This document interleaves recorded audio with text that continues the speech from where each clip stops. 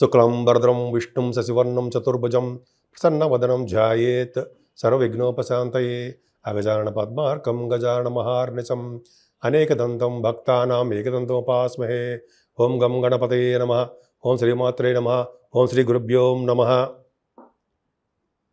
వీడియోలు చూస్తున్నటువంటి మీ అందరికీ కూడా పేరు పేరున నా హృదయపూర్వక నమస్కారాలు. నా పేరు వాడ్రి ఆదినారాయణరావు.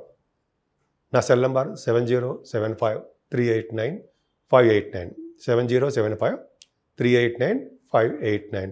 మీరు మీ జాతకాలు కానీ లేదా ముహూర్తాలు కానీ పెట్టించుకోవాలనుకుంటే నా ఆది ఆస్ట్రాలజీని మీరు సందర్శించవచ్చు. లేకపోతే మీరు ఫోన్ చేయండి.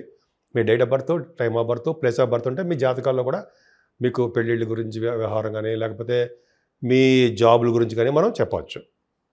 సో ఇప్పుడు మనం 1 జూలై నుంచి 31 జూలై వరకు కూడా ఈ నెల్లాళ్ళు ఈ 1 మంత్ కూడా అంటే జూలై నెల మొత్తం కూడా మేషరాశి నుంచి మీనరాశి వారి వరకు కూడా ఎలా ఉండబోతుందో ఇప్పుడు మనం తెలుసుకుందాం. సింహరాశి జూలై నెలలో సింహరాశి వారికి ఎలా ఉండబోతోంది ఇప్పుడు తెలుసుకుందాం.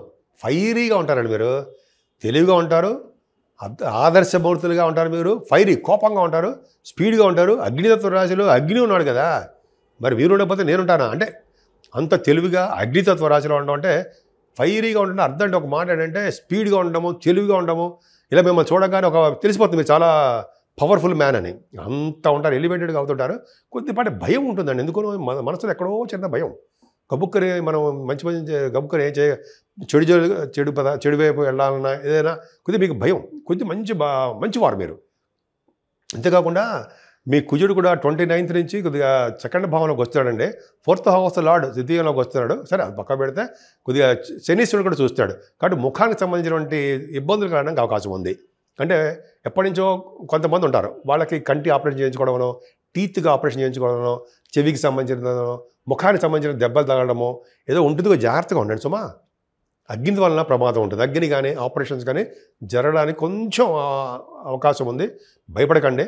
కాకపోతే అంటే మీకు ధనం కూడా కొద్దిగా ఫైనాన్షియల్ సకాలంలో రాలేకపోవచ్చు. కానీ గురుడు నాడు మీకు ఇస్తాడు. భయమా? గురుడు లాభంలో ఉన్నాడు కదా, ఆయన చూసుకుంటాడు మిమ్మల్ని. సరే, కుజుడు వలన కొద్దిగా చిన్న చిన్న ప్రాబ్లమ్స్ ఉన్నాయి. ఏదైనా మీ తమ్ముళ్ళకి చాలా సేఫ్గా ఉంటారు. వాళ్ళకి ఏం కావాలో మీరు చక్కగా సమకూరుస్తారు. మీరు తెలివితేటలు అధికంగా ఉంటాయి మీకు. అందుకనే మీకు న్యూస్ సంబంధించిన వాటిలో మీరు ఉంటారు. న్యూస్ రీడర్స్గాను అదే న్యూస్ గ్యాదరింగ్గాను మీకు బాగా ఉంటారు. అధికమైన తెలివితేటలు ఉంటాయి. మీకు వచ్చిన తెలివితేటలు, ఐడియాలు మీ చుట్టుపక్కల వాళ్ళతోటి, మీ కొలీగ్స్ తోటి కూడా పంచుకుంటారు. మీరు నేమ్ అండ్ ఫేమ్ తెచ్చుకుంటారు, డౌటే లేదు అందులో. సరే, అది పక్క పెడదామండి. ముందర కుజ ప్రభావాలు కూడా మీకు 4th హౌస్ లాడు 4th హౌస్ కూడా చూసుకోవడం వల్ల, 4th హౌస్ లాడు ద్వితీయ భావం ఉండడం వల్ల ధనప్రాప్తి కలుగుతుంది. వాహనాలు కొనుక్కుంటారు.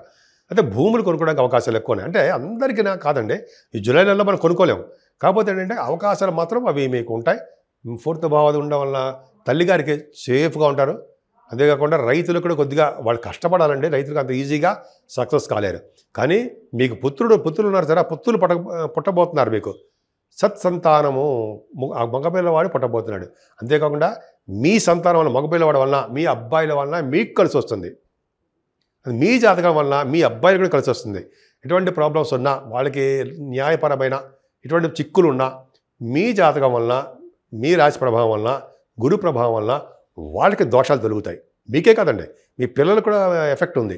మంచి జరుగుతుంది. ఇప్పుడు ఉద్యోగం రాలేదు, ఉద్యోగం వస్తుంది. పెళ్లి కావట్లేదు, పెళ్లి కుదురుతాయి.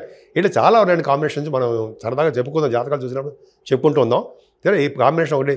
రచయితలు అంటే నా సినిమా రంగం, టెలివిజన్ రంగంలో రచయితలు ఉంటారు. కవులుగా బాగా రాణిస్తారు. అది చాలా అదృష్టం అండి. మీకు బాగా తెలివితేటలు ఎక్కువ కదా. అంతేకాకుండా మీ స్టాక్ మార్కెట్లో కూడా ఈ కుజుడు సంబంధించింది, గురుడు సంబంధించిన వాటిలో ఫైనాన్స్లో కూడా మీరు పెట్టుబడి పెడుతుంటారు. మీరు బాగా ఎక్స్పీరియన్స్డ్ పర్సన్స్ కాబట్టి సక్సెస్ అవుతారు. కానీ రాహు వలన, శని వలన చాలా దోషాలు ఉన్నాయండి. అసలు యాక్చువల్గా సప్తమ స్థానంలో రాహు ఉంటే మాత్రము కొద్దిగా అజీర్ణ వ్యాధి అంటారు సరే, కొద్దిగా తిన్నది అరక్కపోవడం అంటారు సరే, కొంతమందికి ఎందుకు ఉంటుందండి అది. అంతేకాకుండా ఈ కొంతమందికి కష్ట పరంపరలు ఒకదాని తర్వాత ఒకటి కష్టాలు వస్తూ ఉంటాయి. ఎప్పుడు విచారం కలుగుతూ ఉంటుంది అంటుంటాం కదా. కొద్దిగా ఈ హెల్త్ ఇష్యూస్ రావడము, లేకపోతే కొంతమందికి ఏమో వివాహాలు అవ్వకపోవడము, వివాహాలు అయినా కూడా కొద్దిగా భార్యాభర్తలు కొద్దిగా దూరంగా ఉండడము, ఇవన్నీ కూడా రాహు వల్ల సర్వసాధారణంగా ఇచ్చేవే. కానీ గురుడు ఉన్నాడు జరా, ఆయన మర్చిపోకూడదు మనం. మీకు బ్రహ్మాండ మంచివాడు కదా, అష్టమాధిపతి పంచమాధిపతి అయ్యాడు కదా, మరి ఆయన సప్తమస్థానం చూడలేదా అంటే యాక్చువల్గా ఏం చేస్తాడంటే ఆయన చక్కగా భార్యాభర్తలు పర్ఫెక్ట్గా బాగా మంచిగా ఉంచుతాడు, దూరం పెరగనివాడు. అలాగే వివాహ శుభకార్యాలు కుదిరేటట్టు చేస్తుంటాడు గురుడు. రాహు వలన రాహు అక్కడ ఏమీ ప్రభావం ఉండదు. ఎందుకంటే గురుడు చెప్పినట్టే రాహు వినాలి, అది ఖచ్చితం. కుజుడు చెప్పినట్టు కూడా వింటాడు. అందుకని మీ స్పోర్ట్స్ రంగంలో కూడా మీరు బాగా రాణిస్తారని చెప్పాను సరే ఇందాక, ఖచ్చితంగా అంతే. సరే అది పక్క పెడదామండి. కానీ శని వలన దోషాలు బాగా ఉన్నాయండి. ఈ శనీశ్వరుడు ఒక బట్టాన్ని మనల్ని వదిలిపెట్టాడు. మనాలంటే సింహరాశి వారిని అష్టమ స్థానంలో శని దోషము 2.5 సంవత్సరాల పాటు ఉంటుంది. కాబట్టి మనం ఆయన శాంతించాలి కాబట్టి, ఆయన దోష మన మీద తీవ్రత ఉండకుండా ఉండాలి కాబట్టి మనం శనీశ్వరుడికి సంబంధించినటువంటి మనం అంటే మీరని అర్థం. అందరూ కూడా మనలోనే కల్పేసుకుంటా అందరినీ నేను. సరే మనం మీరు అని అన్నాను, మనం అంటాను అనమాట. నాకు అది ఇష్టం. మీరు అన్నా కూడా మనం అంటాం. సరే అది పక్క పెడితే మనం అందరం కూడా శనీశ్వరుడికి సంబంధించినటువంటి తైలాభిషేకం చేయించుకోవాలి. అంటే మందపల్లిలో కానీ ఎక్కడైనా సరే తైలాభిషేకం ఒక్కసారైనా సరే మీరు శనీశ్వరుడికి జపము, తర్పణాలు, దానము, హోమం ఇది చేయించుకోండి. ఎందుకంటే అష్టమస్థాన శని దోషము చాలా విపరీతంగా ఉంటుంది. అంటే ఏంటంటే చెడుదీని మర్చిపోతూ ఉండము, హెల్త్ ఇష్యూస్ అస్తమానం రావడము, కోర్టు పరమైన అంటే న్యాయపరమైన చిక్కులు అస్తమానం ఎదురవుతూ ఉండము, ఏదో ప్రాబ్లమ్స్ వస్తూ ఉంటాయి. అందుకని శనీశ్వరుడిని శాంతపరచండి. ఆయన శాంతపరిస్తే మనం హ్యాపీగా ఉండొచ్చు. సరే ఆంజనేయ ఇంత చెప్పినట్టుగా ఆంజనేయ స్వామి వారిని, వెంకటేశ్వర పూజలు చేసుకోండి. ఏదేమైనా భాగ్యస్థానం కూడా బాగుంది. అంటే ఏంటంటే చదువు విషయాల్లో మీకు ఏమాత్రం అంటే వ్యాపారంలో ఇబ్బంది పడరు, వ్యాపారం మూలకంగా సక్సెస్ అవుతారు. కానీ 29th నుంచి మీ వ్యాపారంలో కూడా నష్టాలు వస్తాయి.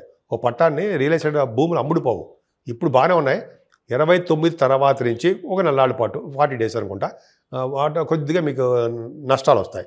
అంటే వ్యాపారాల్లో కూడా అంత అద్భుతం ఫలితాలు ఏమి ఉండవు. కానీ శుక్రుడు దశమంలో 10th house బ్రహ్మాండంగా ఉన్నాడు కదా. మీరు యాక్చువల్గా శని చూస్తున్నట్టు చూడండి, ప్రాబ్లమ్స్ ఏమి ఉండదు. అంటే సినిమా రంగంలో బాగా నేమ్ అండ్ ఫేమ్ వస్తుంది మీకు. అంటే మీకు సినిమా రంగంలో అవకాశాలు వస్తాయి. యాక్టర్ గాను, డైరెక్టర్ గాను, లేకపోతే మీరు కొన్ని ఫోటోగ్రాఫర్ గాను మీకు మంచి అవకాశాలు ఉన్నాయి మీకు. ఎందుకంటే చాలా అద్భుతం. అయితే మీరు కొంతమంది సినిమాల్లో డబ్బులు ఫైనాన్స్ చేస్తారు సార్ అట్లా ప్రొడ్యూసర్స్, అలాగా బాగుంటుంది. కళ బాగా ఉంటుంది. నృత్య కళాకారులు గాను, డ్యాన్స్ బాగా తెలిసిన వారు ఉంటే నృత్య కళాకారులని. అలాగే బట్టలు కొనుక్కోవడము, భాగ్యస్థానం భాగ్యస్థానం ఎలా ఉందో బాగుందా, శుక్రుడు కూడా భాగ్యాన్ని పెంచుతూ ఉంటాడు. అలాగే మంచి ఆభరణాలు, వాహన యోగము సంప్రాప్తిస్తాయి. వాళ్ళకే కాదండి, శుక్రుడు అంటే కళ కాబట్టి చక్కగా మీరు కూడా అందరూ కూడా వాహనాలు కొనుక్కోవడానికి ఆభరణ ప్రాప్తి ఉంది. ఏదేమైనా ఒక్క అదృష్టం ఏంటంటే గురు శుక్రులు లాభస్థానంలో వాళ్ళు చాలండి. మీకు శనీశ్వరుడు వలన కానీ, రాహు వలన కానీ, ఏ గ్రహాల వలన వచ్చే దోషాలు కూడా పరిహారం అవుతుంది. గురుబలం మీకు బ్రహ్మాండంగా ఉంది కదా. అందుకని మీ గురుడు లాభస్థానంలో ఉన్నాడు కాబట్టి చక్కటి లాభాలు అధికంగా మీకు ప్రసాదిస్తాడు. లాభాలు ఉండడం వల్ల మీకేంటి లాభస్థానంలో ఉండడం వల్ల ఏం చేస్తాడంటే యాక్చువల్గా నిగ్రహ శక్తి పెంచుతాడు. బాగా నిగ్రహం బాగా ఉంటుందండి. మంచి కీర్తి, సంపదలు, శిల్పకళలు, అలాగే నృత్య కళాకారులుగా బాగా నేమ్ అండ్ ఫేమ్ తెచ్చుకుంటారు. ఎప్పుడు కూడా సత్యాన్ని మాట్లాడుతూ, నిజాలు మాట్లాడుకుంటూ ప్రశాంతంగా ఎప్పుడు బాగుంటారు. శుక్రుడు కూడా లాభంలో వచ్చాడు కాబట్టి చాలా అదృష్టం ఉంటుందండి. మీకు ఫైనాన్షియల్ స్టేటస్ విపరీతంగా పెరుగుతుంది. మీరు చేస్తున్న వ్యాపారాలు అంటే జనరల్గా లాభాలు అంటే భాగ్యస్థానం కదండి. లాభస్థానం ఉన్న గురుడు మీ అక్కయ్య గారికి, అన్నయ్య గారికి బాగుంటుంది. మీరు చేస్తున్న వ్యాపారాలు ఫైనాన్స్ సంబంధించింది, అలాగే వేదశాస్త్ర వాళ్ళకి, పండితులకి, అలాగే బ్యాంకింగ్ రంగంలో ఉన్న వారికి, విద్యా సంస్థలో ఉన్న వారికి ధనయోగము చాలా బాగుంటుంది. సరే, ఈ సింహరాశి వారికి రవి బుధులే మీ రాశ్యాధిపతి. రవి బుధులే 12 భావాలు ఉండడం వల్ల కూడా ఎక్కువగా దైవ దర్శనాలు ఎక్కువ చేసుకుంటారు. దేవుడు గురించి బాగా డబ్బులు ఖర్చు పెడతారు, విపరీతం ఖర్చు పెట్టేస్తారు. చెరువులు, బావులు తవ్విస్తారు. అంతేకాకుండా డబ్బుల్ని సేవ్ చేయడం కూడా మిమ్మల్ని చూసి నేర్చుకోవచ్చు మేము. అంత అద్భుతంగా ఉంటుందండి. ముఖ్యంగా మీరు పూజించవలసిన దేవుడు వెంకటేశ్వర స్వామి. వెంకటేశ్వర స్వామి దగ్గర శనివారం చిన్నపాటి అఖండ దీపారాధన వెలిగించండి. శనీశ్వరం వల్ల వచ్చే దోషాలు, రాహు వల్ల వచ్చే దోషాలు పరిహారం అయి తీరుతాయి.